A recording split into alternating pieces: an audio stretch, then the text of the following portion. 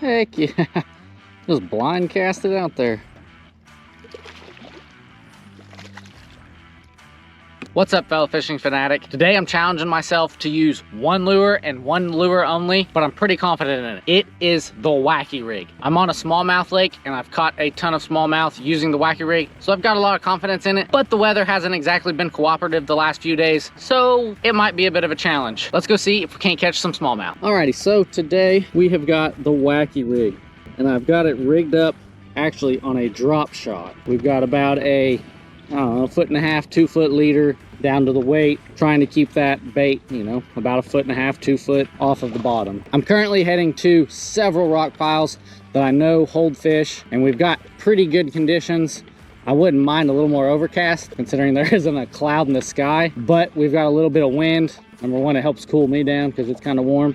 Number two, it helps, you know, break up the boat sound, and it just helps fishing conditions overall having this little bit of wind. Not too much. Water visibility is super clear as usual. This lake, you can usually see 8 to 10 foot easy, so I consider it crystal clear. Coming from, you know, 1 foot to 2 foot, usually pretty clear on most of the bodies of water I fish. So it's a little bit of a challenge. You've got to stay a little bit further back away from the fish so they don't see you, but I think we'll be able to catch a few today. For my Wacky Rig, I like fishing, you know, this 5-inch, maybe a 6-inch worm, but most of the time just a 5 or 6-inch worm.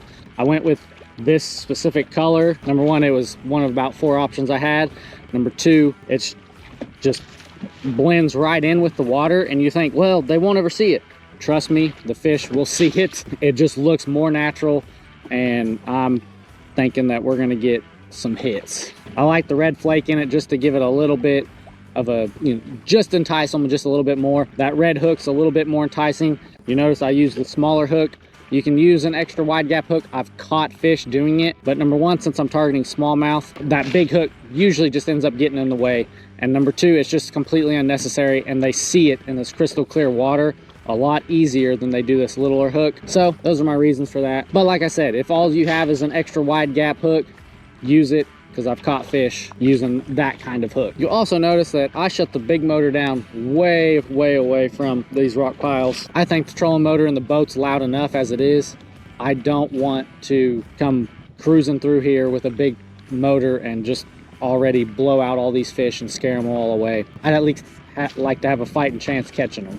So we should be getting close. Somewhere through here, should see some big boulders starting. This one might be a little closer in. Oh dang, I did not realize this didn't have any line on it. That could be bad.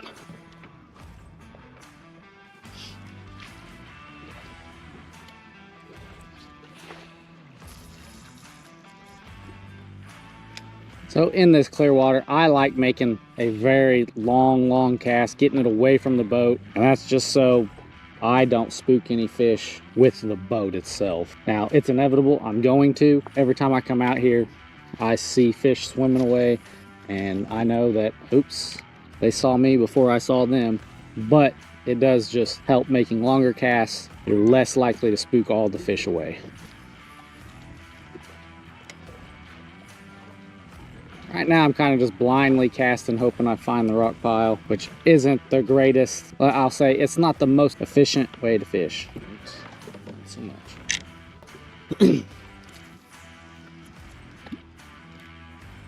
It kind of looks like it could be a big rock. This one. So this lake that I'm fishing, it was created by the glaciers. And so as the glacier melted, it deposited rock piles all around the lake. And that's what I'm trying to find now, are some of those rock piles. And the smallmouth just simply, I mean, on this lake, that's where they're at, is on these rock piles. You just got to figure out basically where they're set up on them, if they're up top or if they're on the side or if they're just setting off to it a little ways. But generally, once you find the rock piles, you find the smallmouth. That pile's a little further on up. Start shallow, work our way out deeper. I have a feeling they're going to be deeper, so I should probably start deeper, but the shallow is right here close by.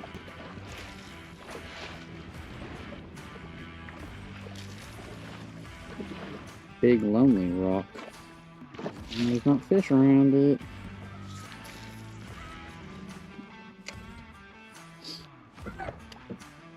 Yeah, here we go.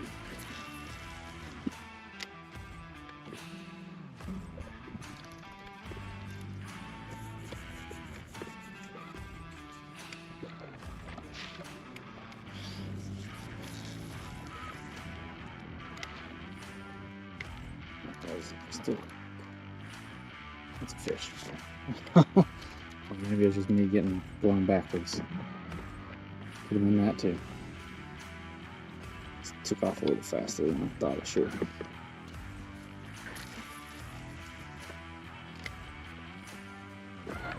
So I'm going to cast. I can see the rock bars out in front of me now.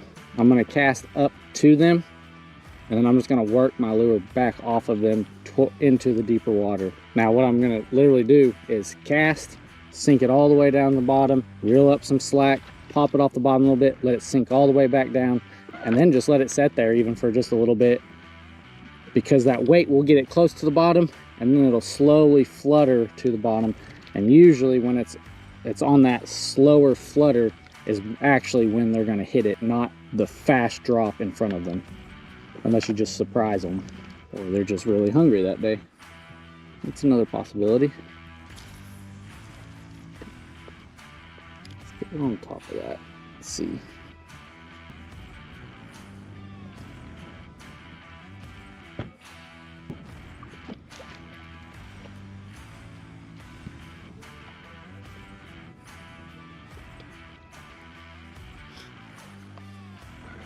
I think there, yeah, you can see the bottom. That's about 8 foot, 10 to 8 feet deep. Maybe a little more, maybe a little less at times. Come here. Got some grass. Still got some. There we go. And I'm just trying to work these edges. I mean, these rocks are, when I say rock pile, it's not just little pebbles. It's a big boulders, which gives the fish, you know, the little fish a place to hide, the big fish a place to ambush. It's just a great all-around fish attractant. I think that's why I kept so many smallmouth off of these every single year I'm up here. That's a rock. There we go. That one scared me for a second. You can kind of tell. I'm sure it's hard to tell from GoPro footage. But on a day like today, I'm trying to figure out where exactly these fish are setting up. Are they on the front side of the wind and letting the wind blow in their food to them? Are they setting on the back side here? Are they setting along the sides actually? Do they want to be in a little bit more shallow water, or do I need to cast a little bit deeper? I'm not seeing any fish shallow. I don't think I'm spooking any shallow. Gonna bet that they're gonna be deeper just because of the sunshine and the weather conditions that based on the past few days.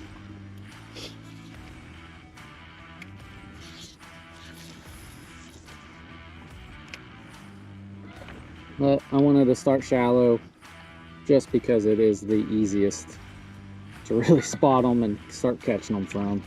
That way, if they were here, I wasn't wasting any time. But I don't think they're going to be shallow. Not all that shallow, anyways.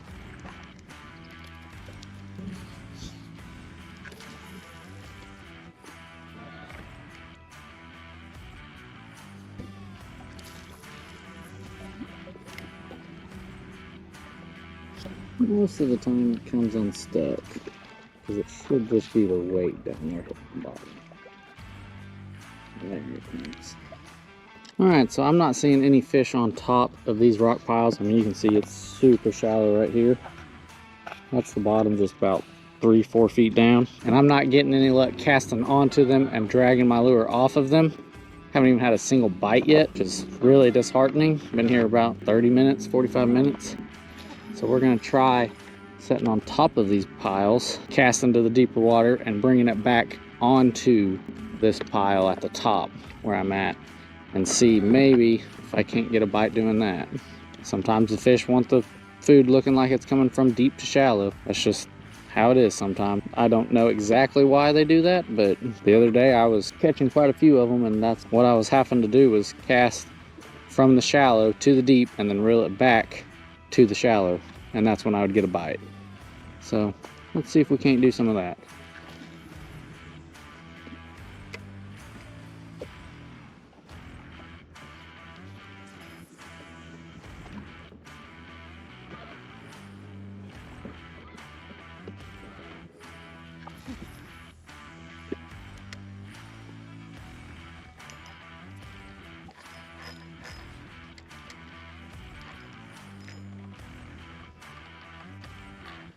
Dang it. Still no bites. Might be changing spots.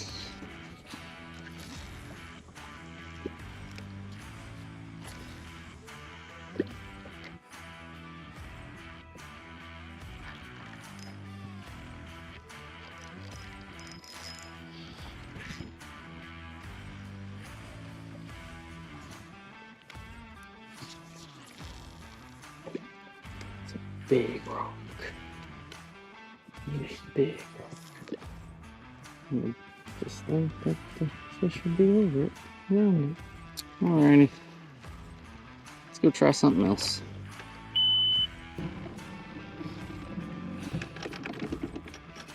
Alrighty.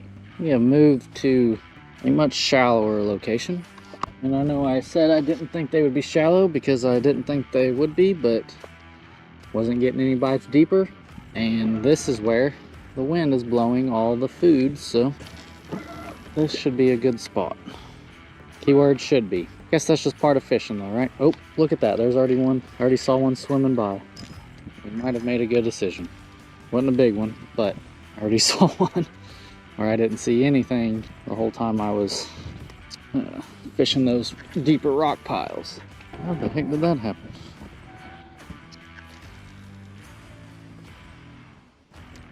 I'm still looking for rock piles. Even in this super shallow water, there's still going to be smaller chunk rock and stuff, and just some kind of little depth change that they'll hold to. I know this bay has several of those piles, and that's why I moved on down here too, was because I know that they'll still be around those piles, but the shallower water, and it's where the wind's blowing, pushing all the bait fish and the food for the bait fish, so it's a good place to fall back on.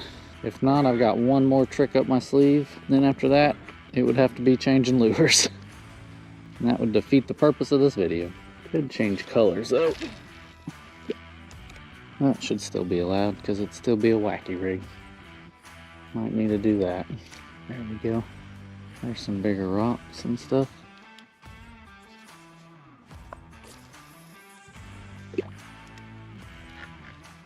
Oh, I think that was a rock. Oh, it was.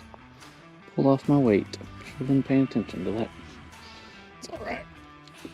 We've got more.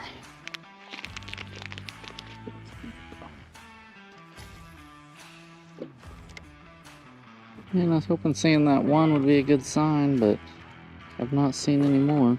It is pretty murky though.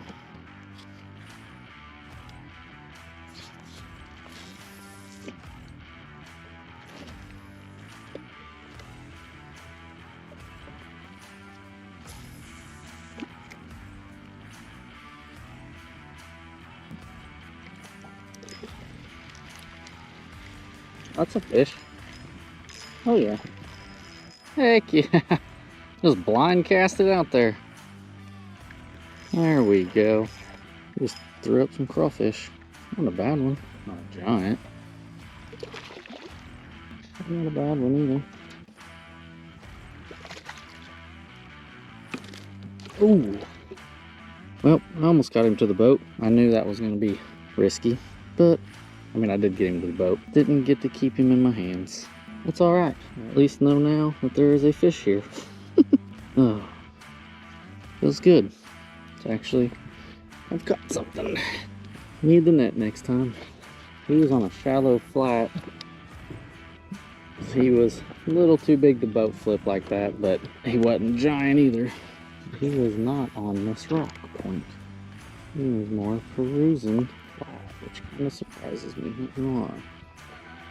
And it doesn't help because there's a lot of flat.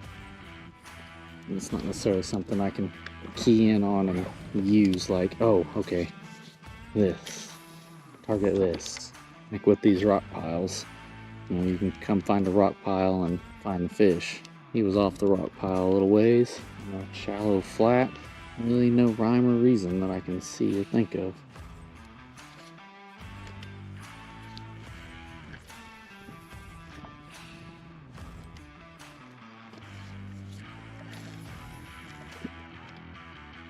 Actually pretty deep right here. I say deep. Probably 6 foot more. Deep for this bay. That would be more accurate.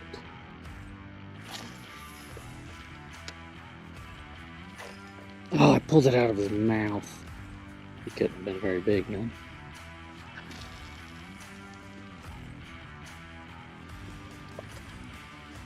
I found a few more fish.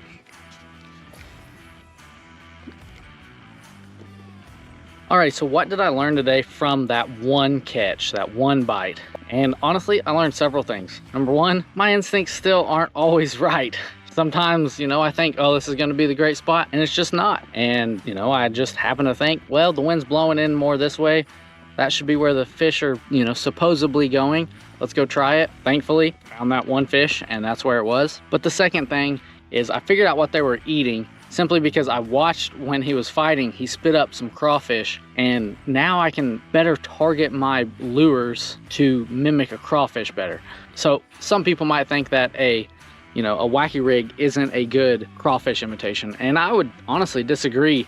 You know, you keep it a little bit lower to the bottom and you pop it, it can mimic what a crawfish would look like. But obviously the ideal lure would to be have a crankbait or a soft plastic Texas rig, and the bait of choice would actually be a crawfish soft plastic. Yes, they make them, and yes, they catch a lot of bass because of it. So that's kind of what I learned from fishing today. It's always an experience. And once again, I mean, I don't have ideal conditions. I'd rather have some clouds in the sky and even a little bit more wind, but I got the job done, got a fish to the boat. I guess not technically in my hands, but it is what it is. It's what happens when you try to boat flip fish. So if you enjoyed this video, I've got a video down below me that YouTube thinks you will love as well, and I can't wait to see you there.